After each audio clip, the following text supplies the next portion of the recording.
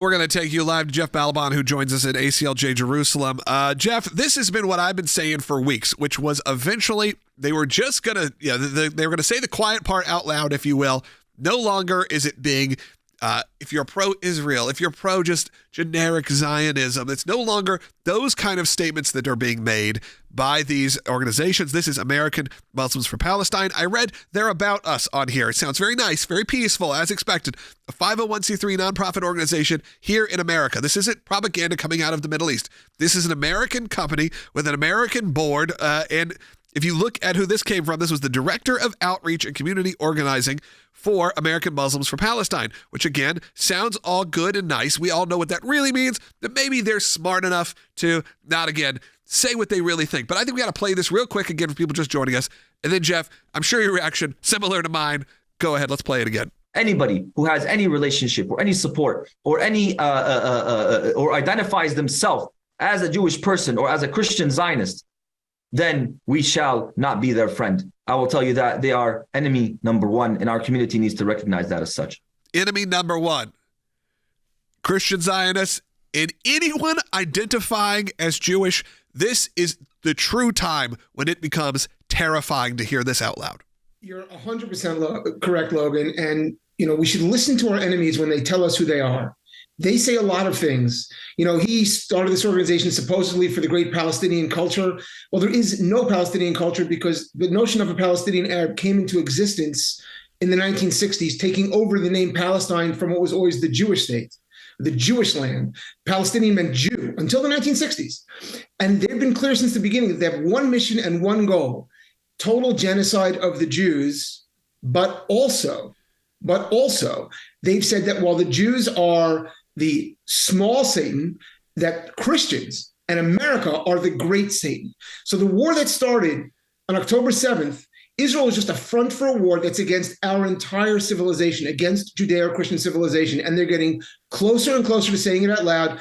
People like him who've been working for years and years, and now you have college kids bowing down to Mecca. They don't know anything. They're these non-binary queer college kids who would be slaughtered in areas controlled by the Palestinians, bowing down to Mecca and declaring that they want death to America. Right, death to America. And look, one of our producers here, he put together a list of, I think they all did, put together a list of who number one, public enemy number one. You're talking about Osama bin Laden, El Chapo. You're talking about big name terrorists and what they label as number one. Again, you may go, this is some fringe group. These are legitimate groups within this country. And you have to figure out how to respond. We have to bring media attention to it because maybe then the pressure builds to where they got to walk some of this back, but probably they won't because they said enemy number one is Christian Zionists, which, okay, I've said that before. If you're saying Christian Zionists or Zionists, you're saying most evangelical Christians. That's just the truth because most evangelical Christians support a state of Israel existing. All it is. You don't even support the government of what's going on in Israel. You're just supporting the general idea that Israel should exist. But then to take it one step further, and again, not to just say Zionists, but now just Jews. I mean, this is the time we have to wake up. And when you hear these kind of sentiment coming out of our own country, what has to get done to wake people up to realize what they're really dealing with? They're seeing the atrocities now on the college campuses. They're seeing what's going on. They're being force-fed lies. There's obviously the situation happening currently in Rafah, and I see some of my friends who are well-meaning, like you said, posting things about, well, what about this? What about the people who are there? What about the kids who can't get out? And of course, we all feel horrible for what it has to happen. But in this situation also, the Israeli government said, leave. We're going to tell you to evacuate. But guess what? Hamas says, no, we're not letting that happen because we know how we play this game, and it's using our own people. That's right. And Logan, it's even worse. I'm going to connect a couple of dots now. Everything you're saying is true. And it's even worse because the same Biden administration that has essentially declared religious Catholics to be terrorists, that has declared religious Christians in general to be a threat to America, the same Biden administration that is saturated with the same kind of people, with the same kind of background. I don't mean Muslims. I mean people who support jihad, who support genocide, or who are now influential in the government, have control of our government, and it's incredibly dangerous. And so this narrative is being presided over by the White House itself. And so we're in a moment of great peril now for America. American Christians know well, and I'm an American Jew, but I've heard this from so many Christian friends over the years, right? About they know that what happened in the Holocaust can never happen again, and that Christians have a role in fighting it. Well, that's exactly the time we live in now. That's the time we live in today. And the work we have to do is to do everything in our power at ACLJ to try and stop it on the legal front, on the political front, and on the media front. Jeff, as we were talking earlier, you are seeing this rhetoric, one, get more brazen by organizations. We know that the American Muslims for Palestine also help organize for Students for Justice in Palestine, which is behind many of these encampments and have been kicked off many college campuses because of their rhetoric in the past. But we also know at the same time, as we're seeing it spread here on American campuses, we're now seeing horrific video out of Europe where you saw at the University of Amsterdam, people wearing keffiyehs were beating Jewish students with 2x4s as they tried to walk through the campus. But we also have just a day after the United States president said that his support for the security of Israel is ironclad. He admitted that they had paused munitions transfers and marked a very distinct red line about any munitions going forward if anything happens in Rafah. What's your take on that?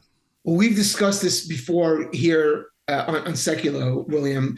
What this president has done is, unlike every other war conducted currently or recently, where the goal is to get non-combatants out of the way of the fighting, to move them to a different place geographically, this president has locked them in. He's demanded that the Israelis not let them leave. The Israelis have been trying to get non-combatants out of the way. Biden has forced them into Rafah, and then withheld precision munitions, which means they're forcing the death of Arabs. You know who forces the death of Arabs to make Israel look bad? That's exactly what Hamas does. And we have the Biden administration doing exactly what Hamas does, and every one of these casualties, every non-combatant casualty, their blood is on the hands of Hamas and Joe Biden. I want to make sure people understand sort of the severity of this. We can get kind of worked up in sort of the entertainment side of this because you do watch these clips. And I saw this clip this morning, by the way, that clip from the, what is the organization? The American Muslims for Palestine. And I saw it because people like you who are watching share this kind of content. I saw this because Patricia Heaton, another Nashvilleian, she shared it. Again, a devout Catholic, someone out there, not a Jewish person, but someone who has really taken a strong stand for Israel. But it's important. Someone asked, will you post this clip? We absolutely will.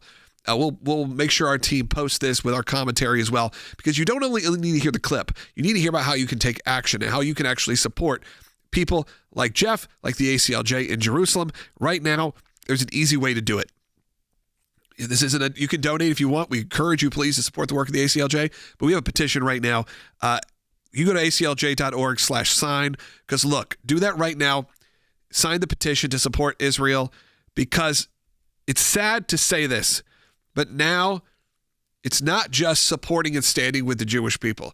It's also standing and supporting the Jewish people, and also standing and supporting, likely, if you're listening on Christian radio, or you're a conservative, or you're a Christian, they are coming after you as well. We are now enemy number one, collectively.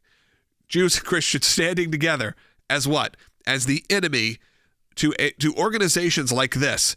And sure, you could have drawn that conclusion already. You could have said, well, of course, Logan, you've been saying that for weeks. You said it on air. Christian Zionists are who they're going to be coming after next. But it's almost like as if we said it out loud that is who the target was. And now they go, oh, thank God, now we can say it. Yeah, that's how it feels.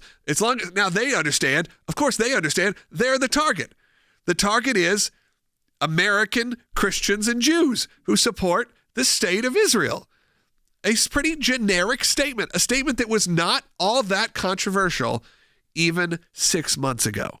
But now, of course, the tide has turned. So we got to make sure we're sharing. We got to make sure we're signing. We're getting involved in different ways.